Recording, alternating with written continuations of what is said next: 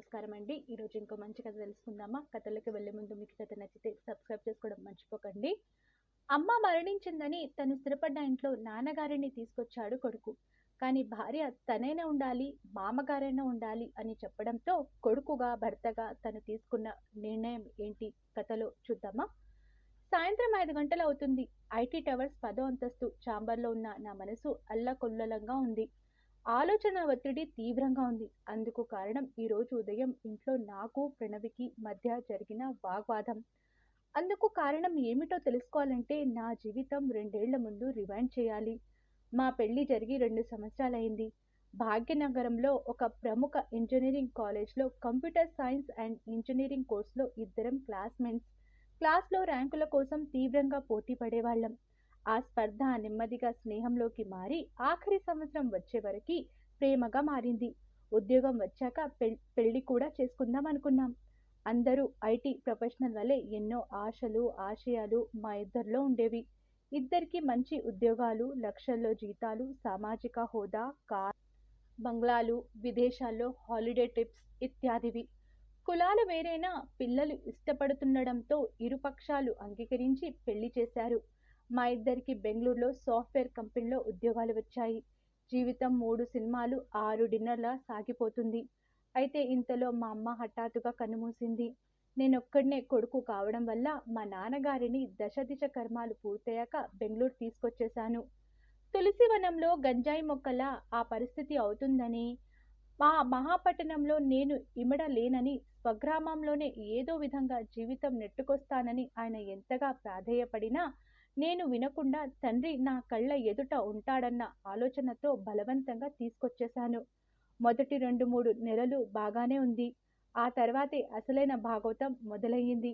నాన్నగారి కట్టు, మాట తీరు, అలవాట్లు ప్రణవికి ఏమాత్రం నచ్చేది కాదు. పల్లెటూరి బైతు అని అసహించుకునేది.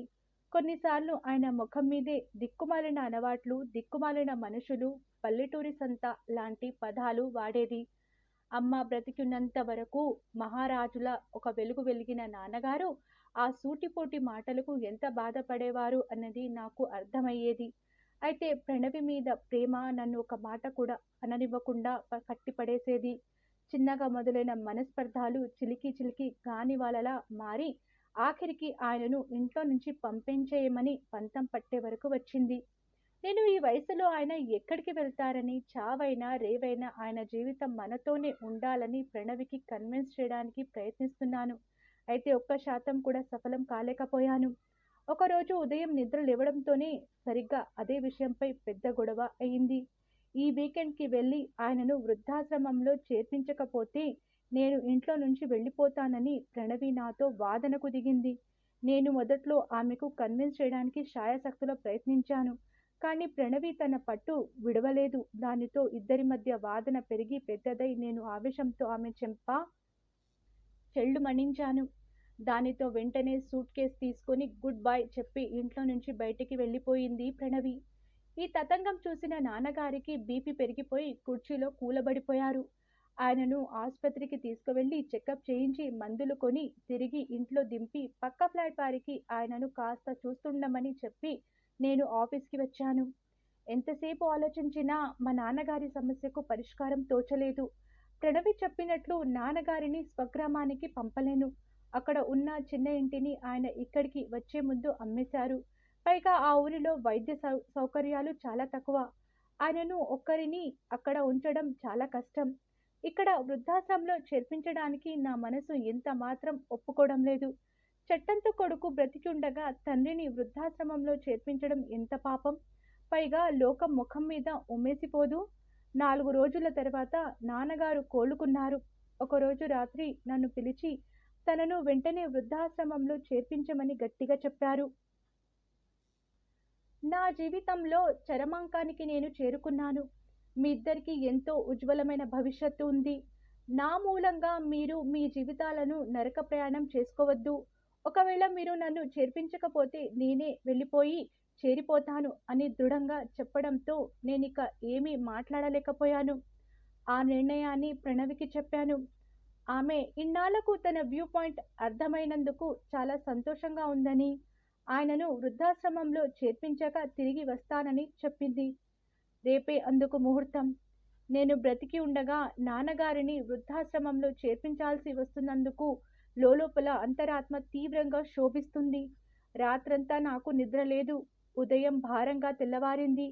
కాఫీ, టిఫిన్లు పూర్తయ్యాక నేను నాన్నగారిని తీసుకుని వెళ్ళి వృద్ధాశ్రమంలో చేర్పించాను. ప్రతి ఆదివారం వచ్చి చూసి వెళ్తానని ఆయనకు మాటిచ్చాను. అప్పటి వరకు ఎంతో నిబ్బరంగా ఉన్న నాన్నగారు ఆఖరిసారిగా నన్ను గట్టిగా కౌగిలించుకొని కన్నీళ్లు పెట్టుకున్నారు. ఆ ఘటన నాకు జీవితంలోకెల్లా అత్యంత విషాదమైన ఘటనగా అనిపించింది. ఆకాశంలో ఆకాశంలా గంభీరంగా గర్జించిన ఉరుమిన అంతలోనే చెల్లలైన కరుణ వర్షాన్ని కురిపించడం ఒక నాన్నకే సాధ్యం. చాలామంది వృద్ధాప్యాన్ని శాపంగా భావిస్తారు. ఆ వయసులో ఎలా గడపాలా అని మధ్య వయసు నుంచి ఆలోచన చేస్తుంటారు. వృద్ధాపంలో పిల్లలు తమను కళ్ళల్లో పెట్టుకొని చూడాలని ఆశిస్తారు. తమ ఆలన పాలన చూడకపోవడంతో వృద్ధాశ్రమంలో చేరుతున్న వారు కొందరైతే, నేటి ఆధునిక సమాజంలో పిల్లలు చూసే పరిస్థితి ఉన్నా ఉద్యోగాల నిమిత్తం దూర ప్రాంతంలో ఉండడంతో వృద్ధాశ్రమంలో చేరుతున్న వారు మరికొందరు. ఇంట్లో వృద్ధులు ఉంటే వారి చాదస్తం భరించాల్సి వస్తుందని భావించి కొందరు వృద్ధాశ్రమాలకు పంపుతున్నారు. మంచంలో ఉన్న వృద్ధులకు సేవలు చేయడం కష్టంగా భావించి వైద్య సదుపాయాలు ఉన్న ఆశ్రమాలలో చేర్పిస్తున్నారు.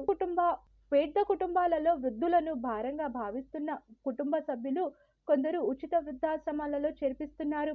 అనారోగ్యంతో శుచి శుభ్రత తగిన వృద్ధులను ఇంట్లో ఉంచుకుంటే వారి వల్ల తమ పిల్లలు అనారోగ్యం పడతారని భావించి ఇంకొందరు వృద్ధాశ్రమంలో చేర్పిస్తున్నారు.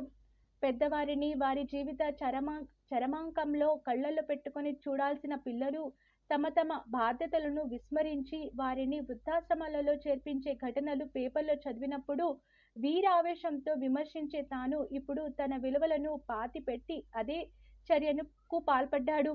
తనకు చదువు లేని వారికి ఇక తేడా ఏమిటి? పరువులకు విమర్శించే నైతిక విలువ తనకు ఎక్కడుంది? కొద్ది రోజులకు జరిగిన ఒక సంఘటన నాకు కనువిప్పు కలిగించింది. మా ఇంట్లో వంటతో పాటు ఇంటి పనులు చేసే రంగమ్మ వచ్చి పెద్దవారికి సరిపోయే పాత బట్టలు దుప్పట్లు ఏమైనా ఉంటే ఇవ్వమని అడిగింది. ఎందుకని అడిగితే చెప్పింది, తన మామగారికి వయసు 70 ఏళ్లని, ఇప్పుడిప్పుడే శరీరం పట్టుత్వం తప్పి తరచుగా అనారోగ్యం పాలవుతున్నాడని, అతనికి మంచి చెడు అన్ని తాను తన భర్త చూస్తున్నారని చెప్పింది. మందుల ఖర్చులు ఎక్కువవుతున్నందున సెక్యూరిటీ గార్డ్గా పనిచేస్తున్న తన భర్త ఓవర్ టైంలు చేస్తుంటే తాను మరి 2 ఇళ్లలో అదనంగా పనులు కుదుర్చుకుంది. తండ్రి అంటే నా భర్తకు ప్రాణంతో సమానం. ఆయనకు చిన్న కష్టం కలిగినా తట్టుకోలేడు. పని చేసి ఎంత అలసిపోయి ఇంటికి వచ్చినా తండ్రి పక్కన కూర్చొని స్వయంగా సపర్యాలు చేస్తాడు. అటువంటి కొడుకు ఉన్నందుకు నిజంగా మా మామగారు ఎంతో అదృష్టం చేసుకొని ఉండాలి. అందుకే వేడి నీళ్లకు చన్నీళ్లుగా నా వంతు సాయం చేస్తున్నానని ఎంతో గర్వంగా చెప్పింది రంగమ్మ. ఆ మాటలకు నాలో అంతర్మతనం మొదలయ్యింది. కనిపించని దైవం కన్నా కనిపించే అమ్మా నాన్న మిన్న. సిరి సంపదలు ఎన్ని ఉన్నా కూడా తల్లిదండ్రులను ప్రేమించని జీవితం సున్నా అని ఆ క్షణంలో నాకు అనిపించింది. పిల్లల భవిష్యత్తు కోసం తమ సుఖ సంతోషాలను వదులుకొని వారి భవిష్యత్తు తీర్చిదిద్దే వారే తల్లిదండ్రులు. ఎన్ని ఇచ్చినా వారి రుణం తీర్చుకోలేము. ఈ విషయం నాకు జీవితంలో ఎంతో ఆలస్యంగా అర్థమైంది. నిరక్షరాస్యులైన రంగమ్మ దంపతులు చాలీచాలని జీతాలతో సతమతమవుతున్న జీవితం చరమాంకంలో ఉన్న తమ తండ్రిని కళ్ళలో పెట్టుకొని అపురూపంగా చూసుకుంటున్నారు. నెలకు లక్షలు సంపాదిస్తున్న తాము ఆయనను గాలి కొదిలేశాము. ఇదేనా చదువు తనకు నేర్పిన సంస్కారం? తల్లిదండ్రులు ఉక్కుపాలతో తనకు అందించిన నైతిక విలువలు ఏమయ్యాయి? ఆ క్షణంలో హరిహరదులు అడ్డుపట్టినా సరే తండ్రిని తిరిగి ఇంటికి తెచ్చుకోవాలన్న నిర్ణయం తీసుకున్నాను. అదే నిర్ణయాన్ని ప్రణవికి దృఢకంఠంతో చెప్పాను. మళ్ళీ ఇదేమి పిచ్చి పని? ఇలా చేస్తే విడాకులు ఇచ్చేస్తానని బెదిరించబోయింది. You dirty country brute, shut up అని లాగి పెట్టి చెంప చెల్లుమణించాను. నువ్వు విడాకులు ఇచ్చేస్తే నాకు అభ్యంతరం లేదు. దర్జాగా రెండో పెళ్లి చేసుకుంటాను. మొగుడి తల్లిదండ్రులను గౌరవించలేని నువ్వు ఉన్నా చచ్చినా ఒకటే.